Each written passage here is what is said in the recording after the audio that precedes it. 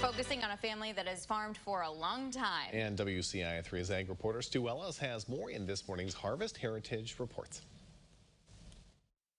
Most farms never reach the century mark, but the Dole farm west of Mattoon is pushing toward 2 centuries of continuous family ownership and management. 1847 is when the champions came here and bought the ground, and then the Doles are north of here about 4 or 5 miles, and they were around 1852, so we've been here quite a few years. Marty Dole, son Andy, daughter Katie, brother Jeff operate the grain farm, which Andy says has a task ahead. As we've mentioned, we've been here, this will be our 174th crop here in Coles County, and I think it's important to consider the longevity of the farm and the soil and to take care of the environment while also producing enough to feed the world off of it. It's about finding that balance. All right, and is that balance sometimes tough to find?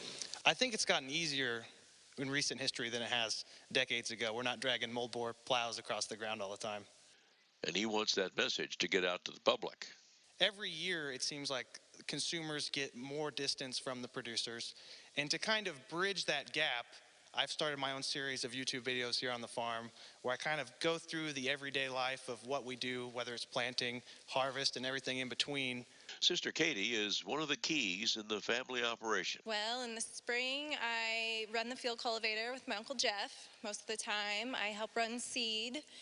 I do some mowing here and there, and I mow pretty well all summer. I help them clean out grain bins whenever they need an extra hand. And then in the fall, I help run a combine. I just like working with the family and being a part of the many years of farming that they've done. It's all I've ever known. So, you know, in the spring it's time to plant, and in the fall it's time to harvest. That's our Harvest Heritage Report. I'm Stu Ellis with WCIA3, your local news leader.